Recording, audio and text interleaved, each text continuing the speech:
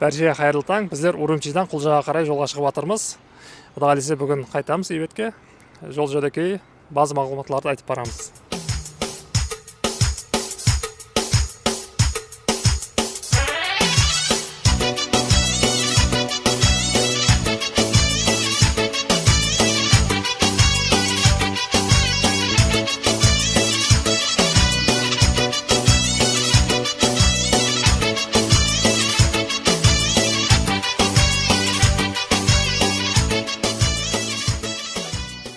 Пойызға шығып алдық, жолдамыз. Азырақ мағлұматлар айтып өтеміз. Бұл жақтың ақшасы, қазіргі уақытта курсы 665-670 юань, $100.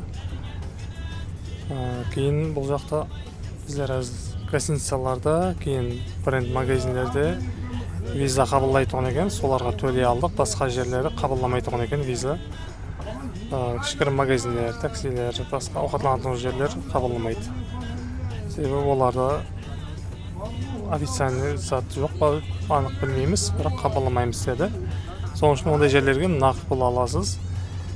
Шекарадан алсаңыз болады, или болмаса мына базардың ішінде, базардың қасында обменный пункттар болады. Басқа көшелерде болмайды обменный пункт. Соның үшін шекарадан яки үлкен базардың қасынан алмастырсаңыз болады долларыңызды. Және ақша бойынша бұл жақта ұйғырлар, қазақлар кәдімгі сом деп айтады, майдасын тиын деп айтады.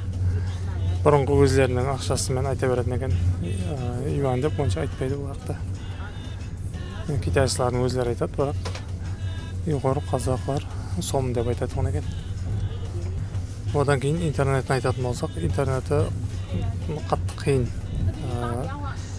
Есімам кеше өшіп қалған кезде қайттан қосу қатты қиын болды. Қазірде гостиницаларға ешкім андай не шектеу қойып таставатқан екен. Wi-Fi-на қосылатын болсаң, китайский номер болғанларға қосылады, китайский номер болмағанларға қосылмайды. Гостиница адамлардың өзлері сөйтіп айтты, жақында бастап сондай тәртіп қойып жатыр деп. Бұрын ондай жоқ деп. Интернет қатты қиын. Егер келетін болсаңыз, VPN-нің 2-3 түрін алып қоясыз. Есімларды Китайдың сыртында қостырып келе қоясыз. Келгеннен кейін қостыру қиын болатын екен. Бірақ базы гостиницалар Wi-Fi бұлайынша істейді. Базылары жаңағыдай шектеу бар. Бұлардың көп сөйлесетін әдеті бар екен. Ұйғырлардан, китайшылардан. Себебі кеше шекарадан өтіп, таксимен баратқан кезде 100 километр жерді китайш онлайн сөйлесумен өткізді.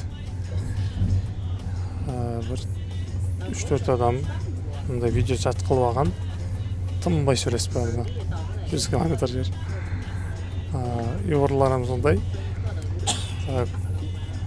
Ұйғырлар көбінше үйіндегілермен сөйлесетін екен, басқалармен сөйлеседі, бірақ таксиде отырса телефон тынбайды.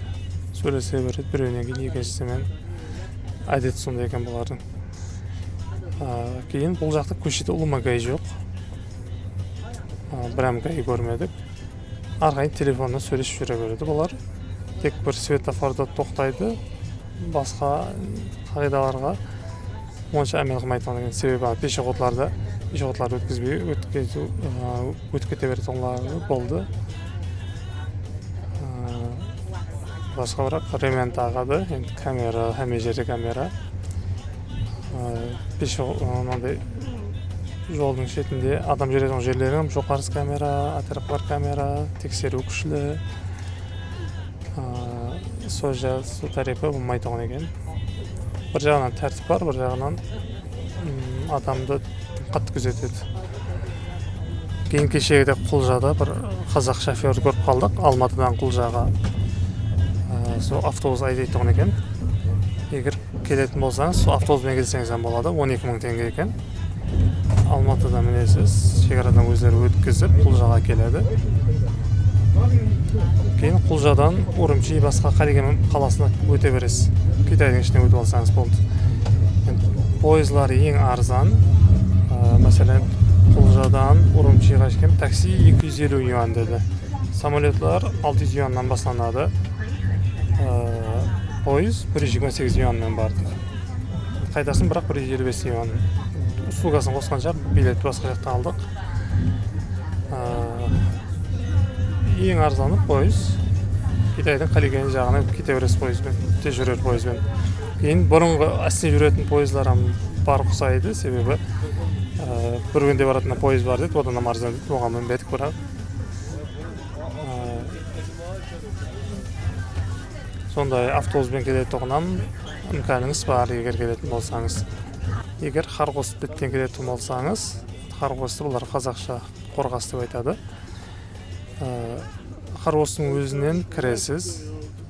МЦПС-ке кірсеңіз, одан Китай бетке өткізбей тұрған екен. МЦПС қатымғы біздердің адамдар Қарғосқа барып киім алып келдім дейді. Тап сол жер. Тек сауда үшін ортадағы базар. Китайдың ішіне ол жақтан кіре алмайсыз. Негізі бұл жаққа өзлеріміздің машинамен келіп, көп жерлерін айналамыз деп ниет етіп едік, онымен машинамызбен өте алмадық. Бұл жақтан шырайлы сұлу табиғатлары бар. Баратын жерлер көп негізі. Қазір пияда жүргеннен кейін уақытам көп кетеді. Таксимен бұлай жүруге расход та көп. Үмканам болмайды онша. Өзіміздің машина болғанда, мәселен шетке шыққанда, басқа машина болмаса, машина ішінде қала бересің. Ішіп жейтін заттың қасында болады. Машинаның қолайлы тәріптері көп. Пияда жүргенде ондай имканиятлар болмай қалады. Соның үшін шетке шықпадық. Әр тәріптеме қолайсыз болғаны үшін. Ода қалесе кейінгі сапарлары самолетпен өтіп, басқа машина жалдаймыз ба көреміз. Егер сіздер келетін болсаңыз, бір келіп қыдыруыңызға болады. Бірақ ең қиналатын тәріпіңіз ауқат тәріпі. Ұйғыр қазақтардың асханаларынан ауқатланасыз. Басқа ауқатлар туыр келмейді. Сол басқа жері бір көліп кетуге арзиды, бірақ жасау үшін емес екен. Жасау үшін ұнамады. Бір айналып кетсе болады.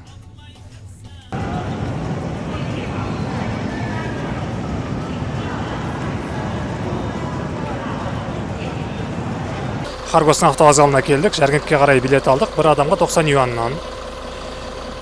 Бұл жақта пешком өтірмейді, себебі шекараның арасы ұзақ болғанға тек автобуспен өткізеді. Егер келсеңіз, сағат 6-ға шыққан, 18:00-ге шыққан үлгеруіңіз керек, одан кейін автобустан жүрмейді, шекарадан өткізбейді. Және айтуымыз керек бір қызық зат бар. Әзір шекараның ар жағында бір 10 километр шықпай тұрған жер. 3 сағат разница бар. Қарғоста сағат 6 болса, шекараның ар жағында сағат 3. Бұл себебі бұл жақтың сағатын Пекинменен бірдей қылып қойды.